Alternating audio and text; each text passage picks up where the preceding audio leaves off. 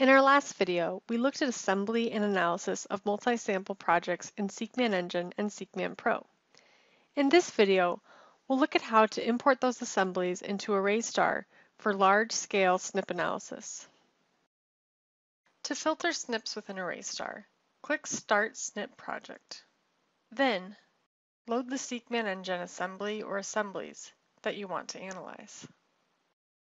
In this case, I have already loaded and grouped 4 control exomes and 12 cancer exomes.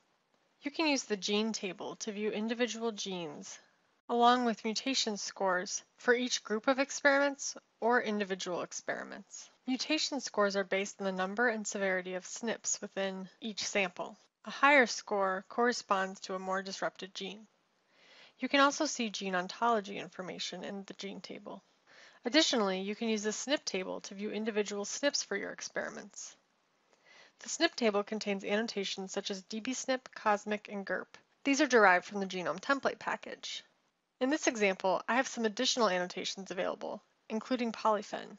These additional annotations are derived from a VCF file that I imported. To add a VCF file to your SNP projects, simply go to File, Import Annotations, and load your VCF file. All of the information about genes and SNPs can be used for filtering. To begin filtering, go to Filter, Filter All. Then choose your search criteria. Here you can search for genes or SNPs. For example, say you want to find SNPs with possibly damaging or probably damaging in the polyphen annotation. To do this, select Search for SNPs, and then change the search to SNP annotation text. Type in damaging and search in polyphen. And that results in just over 34,000 SNPs.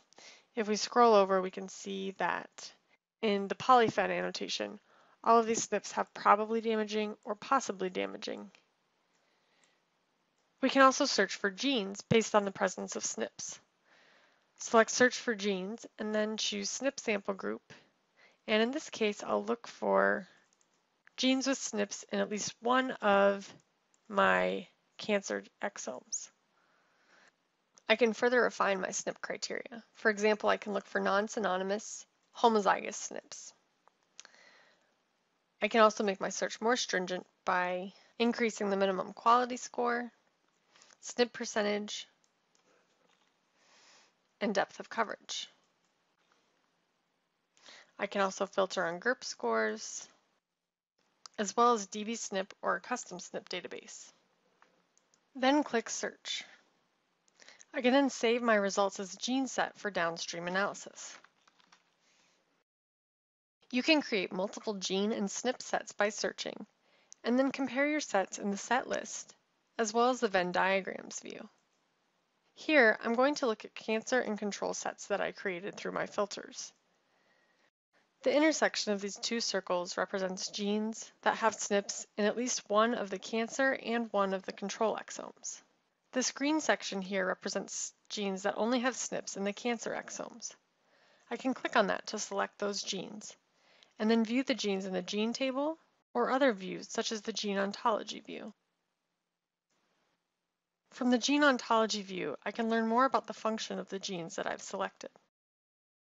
To learn more about multi-sample SNP analysis, or to request a fully functional free trial of LaserGene Genomics Suite, please visit our website www.dnastar.com or contact us at support@dnastar.com.